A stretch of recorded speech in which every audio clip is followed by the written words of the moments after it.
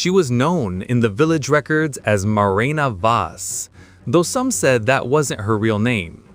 What mattered wasn't who she had been, but what they forced her to become.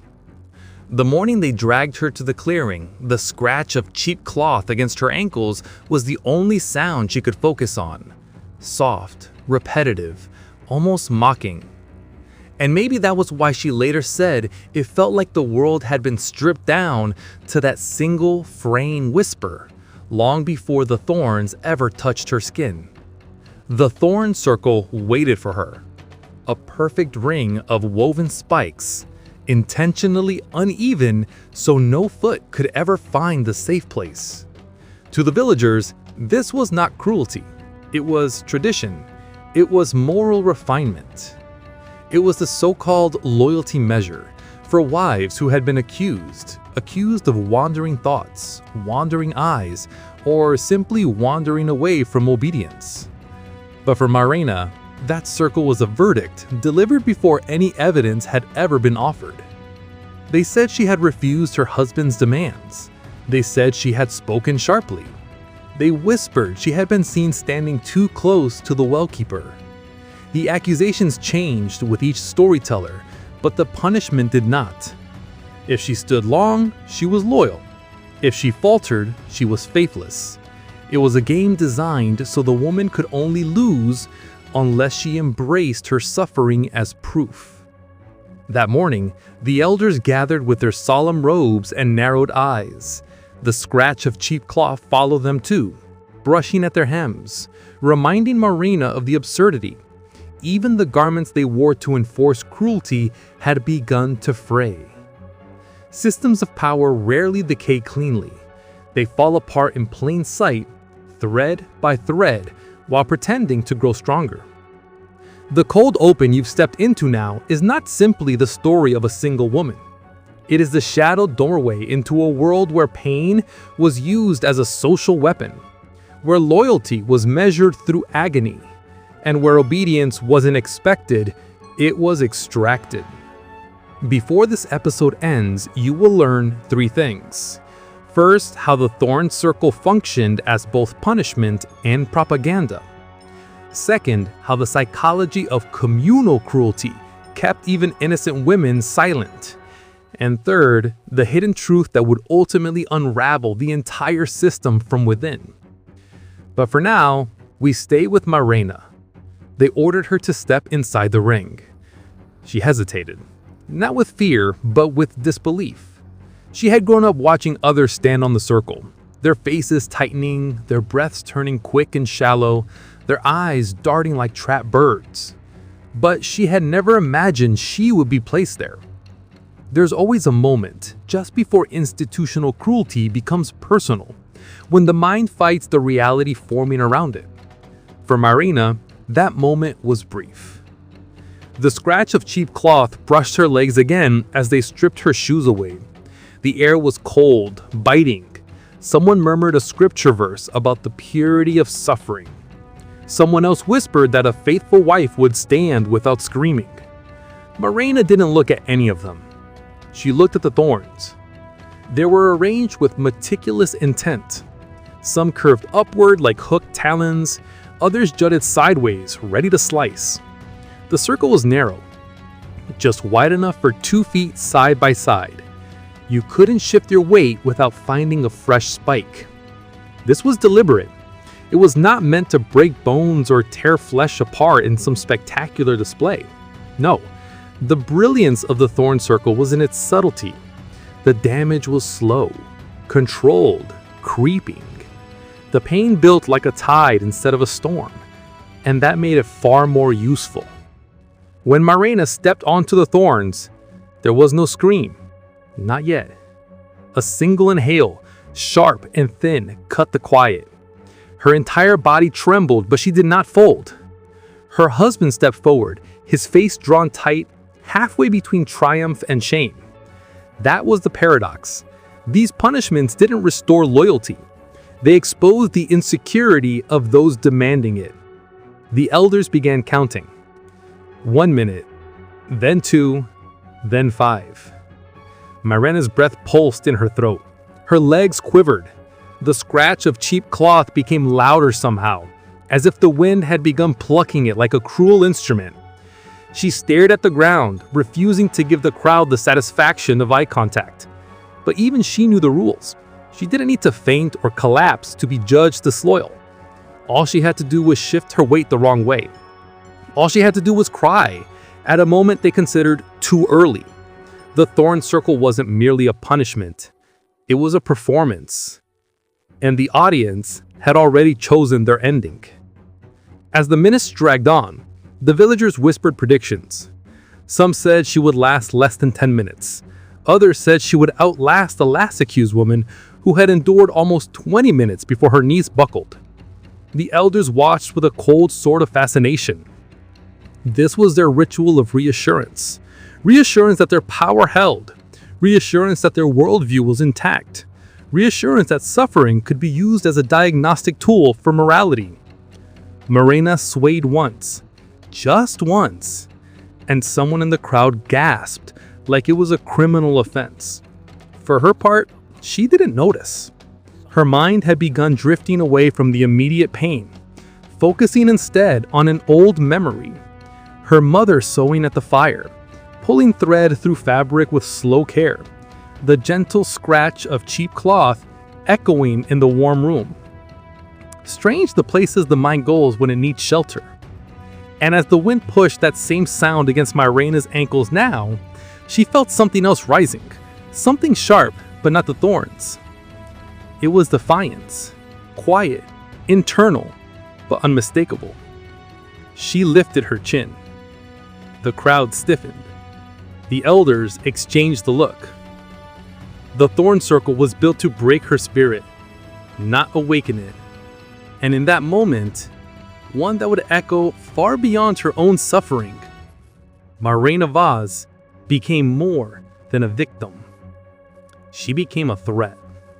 The elders claimed the Thorn Circle was not torture. They insisted it was a moral instrument, a phrase so sanitized it concealed everything it truly was. They said the thorns were symbolic, that pain purified intention, that a wife's endurance reflected the steadfastness of her inner virtue. But if that had been true, the vines wouldn't have been replaced so often. They wouldn't have sharpened the spikes with small carving knives before each trial. And they certainly wouldn't have forced women to stand just long enough for blood to bead at the surface of the skin without ever allowing them to collapse. That wasn't symbolism. That was engineering. Marina stood at the center of that engineering, and every breath she took was monitored like a confession.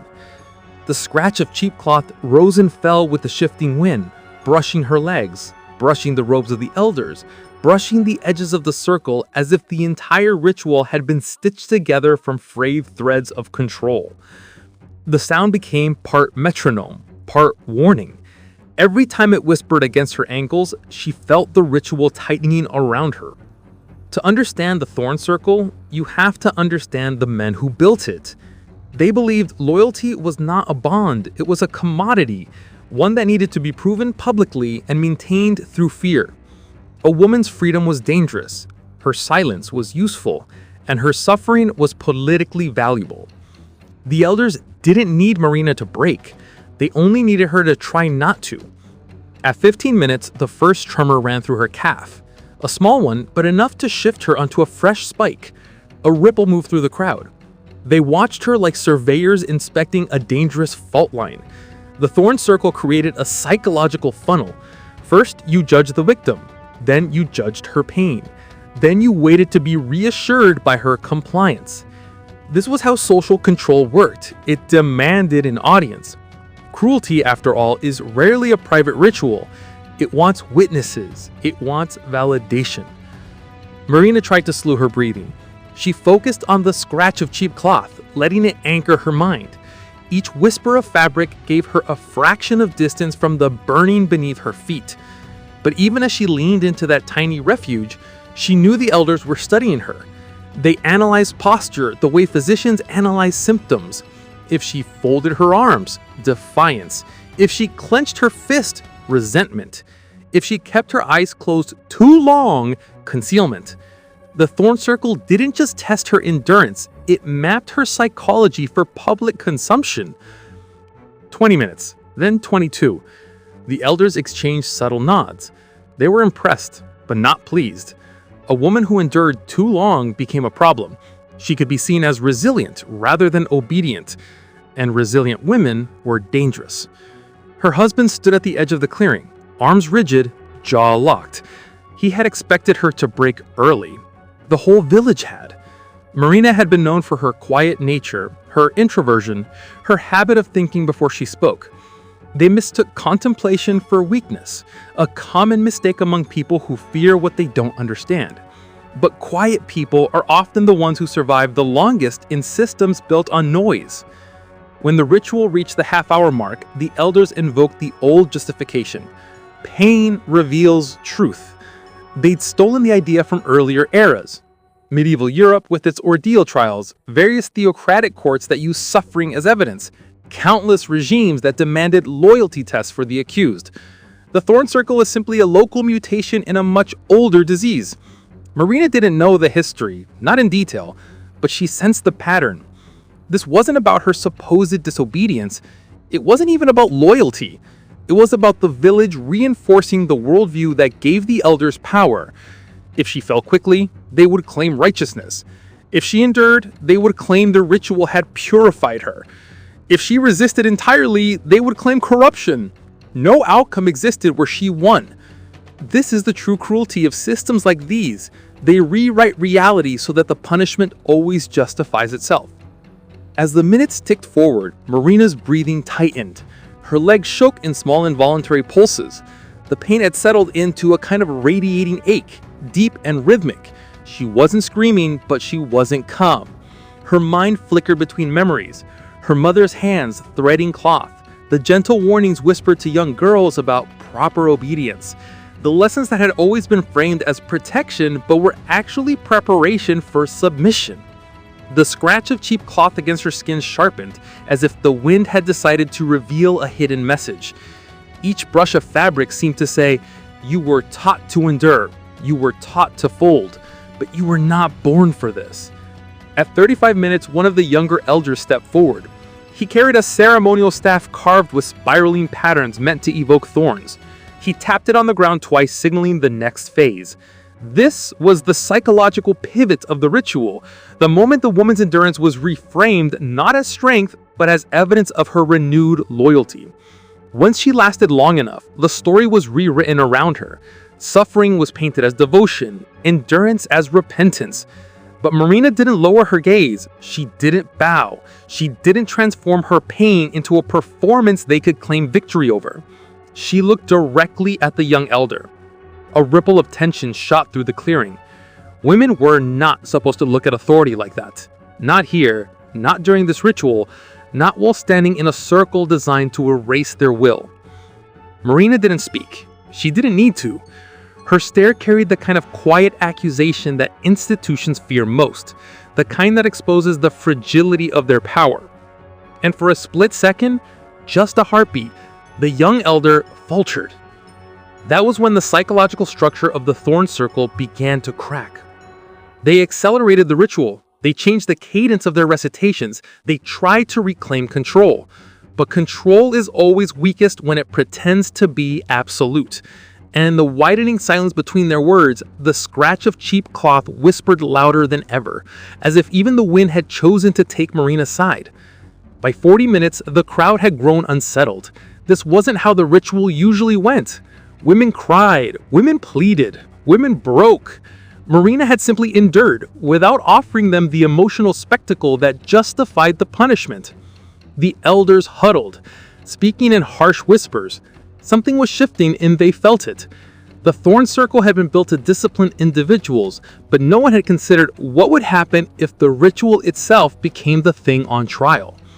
When they finally addressed Marina again, their voices carried a tremor they couldn't hide. And for the first time since the ritual began, the fear in the clearing did not come from the woman inside the circle. It came from the men who created it. Because they realized something that would reshape everything to come. A woman who can endure suffering without surrendering her will is not proving loyalty. She is preparing for revolution. And the elders were about to learn that lesson the hard way. The Thorn Circle was supposed to end with a declaration, usually something rehearsed and hollow, a ritual line that allowed the elders to reclaim authority. Her loyalty is restored. But as Marina stood in that tightening ring of thorns, blood pooling in thin crescents beneath her feet, the elders hesitated. They had lost the rhythm of their own performance, and the crowd felt it. The scratch of cheap cloth, once just a background whisper, now sounded like an omen scraping across the clearing. Every time the wind brushed the frayed hems of robes and skirts, it seemed to underline what no one dared to say out loud, that the ritual wasn't exposing Marina's weakness, it was exposing theirs. 42 minutes. That number would be repeated in hushed voices for generations, each telling adding a new layer of awe or fear. But in this moment, the minutes meant something simpler. The elders had run out of script. Marina's husband stepped forward, panic slipping through the practiced firmness of his expression. The ritual was supposed to prove he was righteous for accusing her. If she endured too long, the community's judgment inverted. People would begin to wonder, what did he fear? Why did he need this? What had he failed to control? His voice cracked when he finally spoke. Enough! She has proven herself. But the elders couldn't allow him to end it. Their authority overshadowed his. If he ended the ritual, it would mean his private insecurity outranked their public doctrine. They needed the conclusion to be theirs. They ignored him. One elder, a tall, skeletal man with a voice like wet paper, stepped closer to Marina. He tilted his head as if studying an insect pinned under glass. You stand long, Marina Voss, but endurance alone does not cleanse a wayward heart. Her lips parted, not to plead, but to exhale, slowly, deliberately. Her exhale wavered, a tremor passing through her like a distant earthquake, but her stare didn't break. That was when the elder made the mistake that would be remembered as the spark. He reached out, just 2 fingers, and touched her cheek, a gesture that violated every rule of the ritual. The Thorn Circle was designed so that no one touched the accused. Suffering had to appear impartial, ordained beyond human interference. His touch broke the illusion. The crowd recoiled. Even her husband stepped back. And in that sudden shift of weight, dozens of feet scraping the dirt, Marina found clarity sharper than any thorn. She realized what they feared most, not her pain, not her potential guilt, but the possibility that she might outlast them, not physically, but morally. That realization ignited something inside her. She spoke her first words since stepping into the circle. I'm not the one trembling. The elder flinched, only a fraction of an inch, but it was enough. The crowd inhaled in unison. This was the unpredictable moment people would later whisper about, the moment scholars would debate, the moment the tradition's downfall truly began. But what happened next was not rebellion. Not yet. It was collapse. A deep guttural creak echoed through the clearing. For a terrifying instant, some thought it came from the earth itself. But the sound came from her legs. The subtle breakdown of muscles locked in place far too long. Her knees buckled, her weight shifted, and then her foot slipped deeper into the thorns. A gasp tore through the gathering. Blood surged. Her body jolted. She would have fallen if she hadn't caught herself on her thigh, gripping her own flesh hard enough to leave curved marks. The shock was instant, electric, and catastrophic.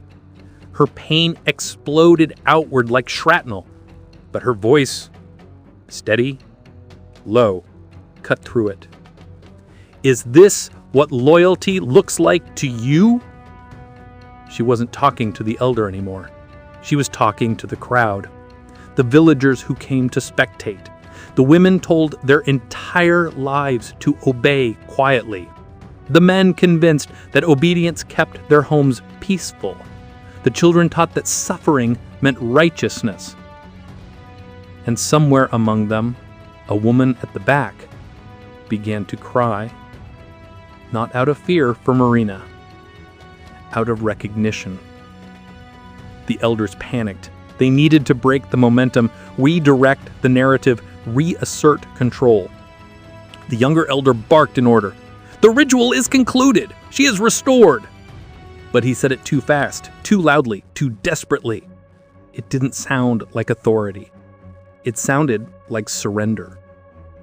They moved to lift Marina from the thorns, but when two elders reached toward her, she pulled her feet free herself, one slow inch at a time.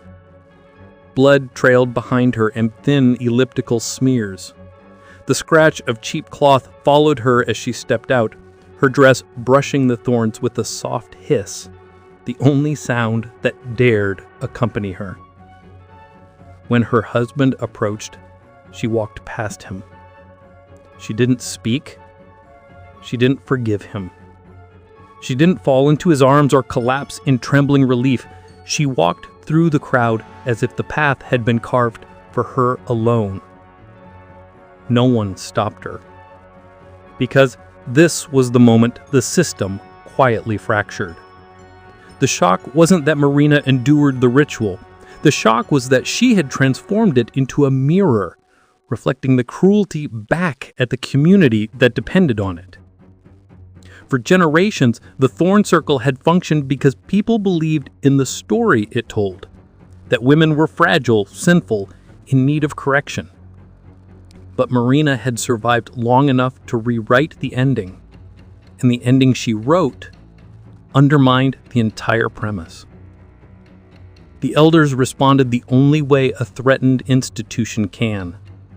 They tried to bury the moment.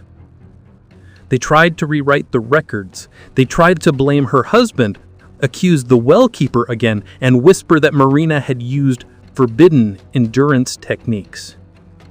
They tried to call it luck, or deceit, or demonic strength. But no label held, because the shockwave had already spread, quietly, invisibly, through the minds of every woman who watched, through every man who realized fear, not loyalty, held their community together, through every child who sensed that the world adults built was cracking at the seams. And somewhere late that night, as the wind brushed tattered cloth along the eaves of the houses, a rumor started. A woman had stood longer than the thorns intended. A woman had not broken. And worse, she had made the elders look afraid. And sometimes that's the beginning of every revolution.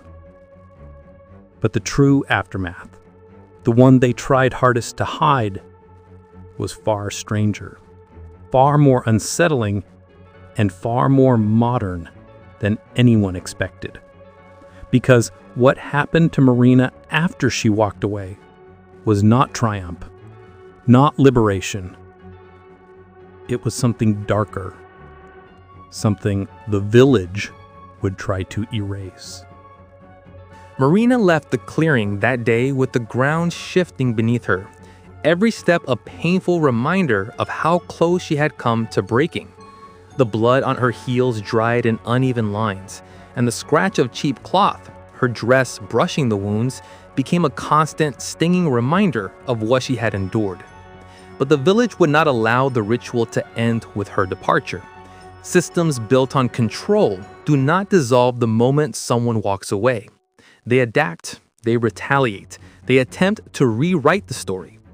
In the days that followed, a chill settled over the community. Conversations quieted when Morena approached. Her husband refused to speak of the ritual, telling neighbors he no longer wished to entertain false impressions. But his silence was fear, not dignity. If he admitted what he had seen, that his wife had stood longer than the elders intended, his authority at home would erode.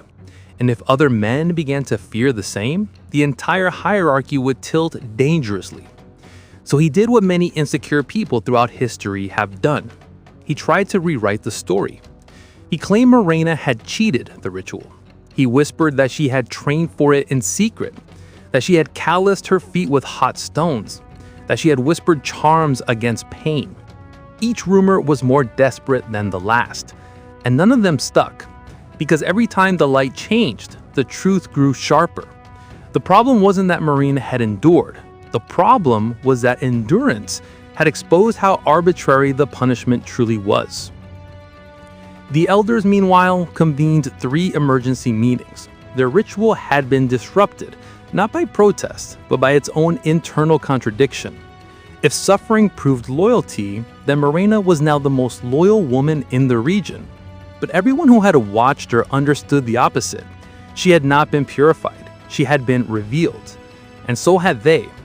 For centuries, the Thorn Circle had represented stability, a system that punished women in a way that appeared morally neutral. But stability is a fragile illusion. It lasts only as long as people continue to agree it is necessary. And Morena's endurance, her unexpected, unbroken stare, had revealed a fracture line.